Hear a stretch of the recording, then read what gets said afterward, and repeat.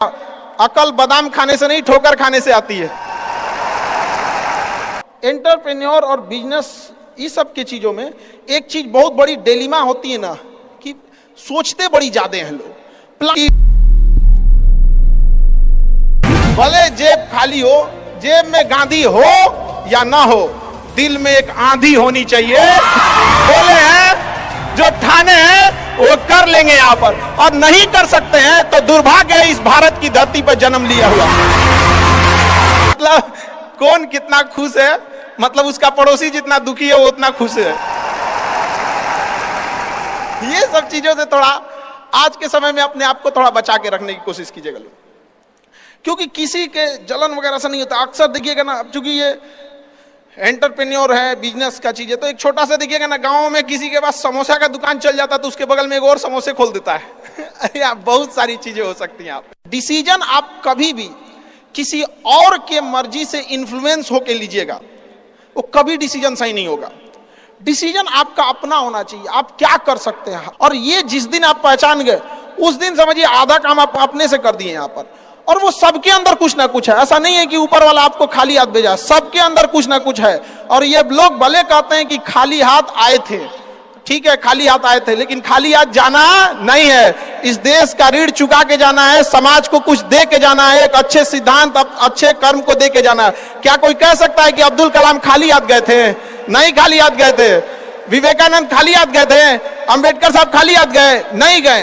तो इस देश में हम खाली हाथ जरूर आए थे, लेकिन इस देश का कर्ज उतारना है, खाली हाथ लौटना नहीं है। कुछ ऐसे सिद्धांत अपने साथ है, कुछ अपने पीछे कुछ यादें छोड़ के जाना है, जिससे कि दुनिया याद कर सके हम लोग को। और हमेशा चीजों में ना अपनी ईमानदारी करिएगा। आप कितना ईमानदारी से काम करते हैं, कितना लगन से काम करते हैं, सफलता इसी चीज पे डिपेंड करती है। बाकी ऐसे चीजें कि भाई ये करना चाहिए, बस आप कितना समय दिए हैं किसी चीज को, कितनी ईमानदारी से किए हैं, ये मायने रखता है आपको। आप किसी चीज को समय नहीं दीजिएगा, कभी सफल नहीं हो सकते हैं। और एंटरप्रेन्योर और बिजनेस, इस सब की चीजों में एक चीज बहुत बड़ी डिलेमा होती है ना, कि सोचते बड़ी ज्यादा हैं लोग, प्लानिंग बहुत करते हैं। 6 महीना से उसका प्लानिंग चल रहा है। अरे भाई 6 महीना में कमवा शुरू किए रहते तो कुछ एक्सपीरियंस हो गया रहता, कुछ ठोकरें लगी होती। शुरू कर दो, चाहे जैसे करना है। यहाँ पर ऐसा थोड़ी हो सकता है कि एकदम फिनिश होकर काम करे। हर चीज, जमीन से कभी पेड़ नहीं निकल सकता, पौधा ही निकलेगा। आज सीखिए, क्योंकि अगर कल कोई शुरू करता है आपके बाद, तो आपके पास उससे 1 दिन का एक्स्ट्रा एक्सपीरियंस रहेगा। और हमेशा याद रखिएगा, अकल बादाम खाने से नहीं, ठोकर खाने से आती है।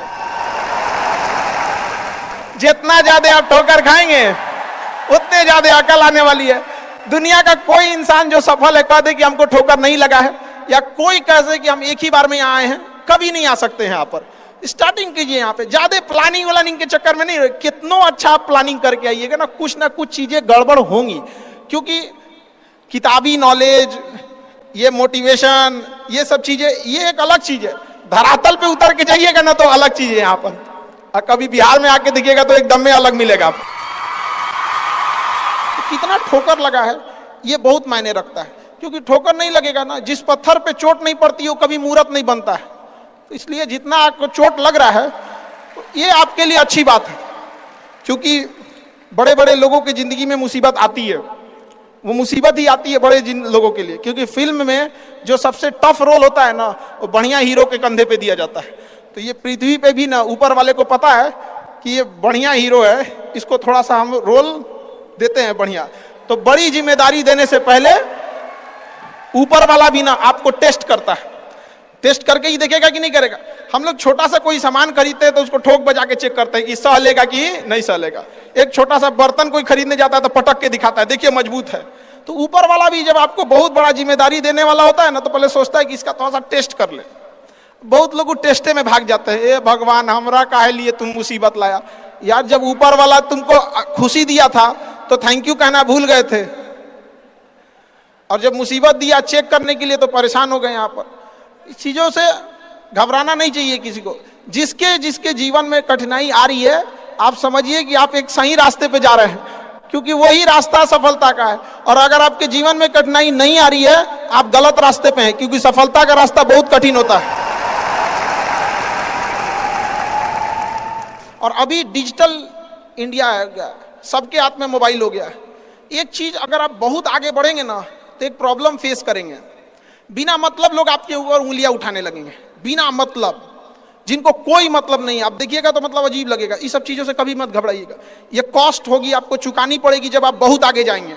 तो आप लोग बहुत आगे जाएंगे तो पहले से माइंड मेकअप करके रखिए। जैसे हम आपको छोटा सा मतलब व्यवहारिक चीज पे बताते हैं, जब बहुत आगे जाएंगे ना तो कुछ कहेंगे अरे इसका प्रोडक्ट खराब है, इसका ये मतलब कुछ ना कुछ बोलेंगे। उसको बस ऐसे समझिएगा कि जब आप बढ़ते हैं तो आपके चेहरे पे कभी कभी कुछ दाने निकल जाते हैं, उसको छेड़ा नहीं जाता है। 10 दिन 15 दिन बाद वो खत्म हो जाता है, फिर दिखता तो है तो आपका चेहरा ही दिखता है।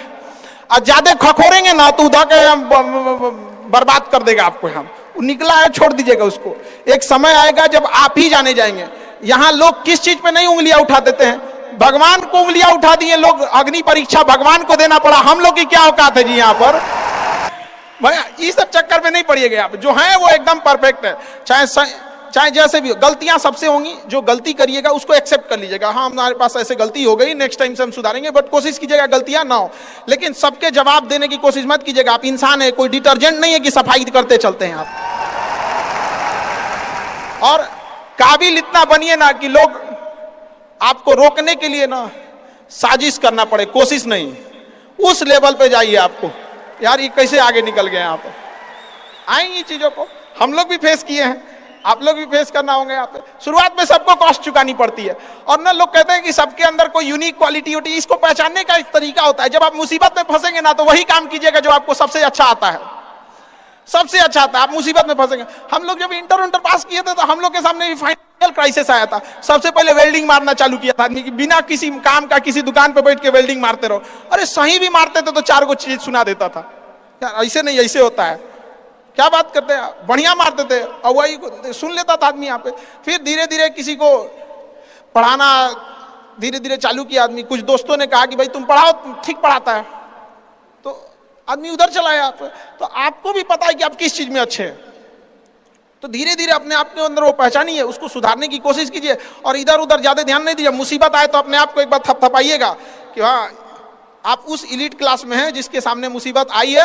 और एक समय आएगा कि जब आप इस मुसीबत को पार कर जाएंगे, और एक समय आएगा कि जब यहाँ आके आप अभी अपनी संघर्ष की कहानी बताएंगे कि हम भी ऐसा थे। और हम आप सबसे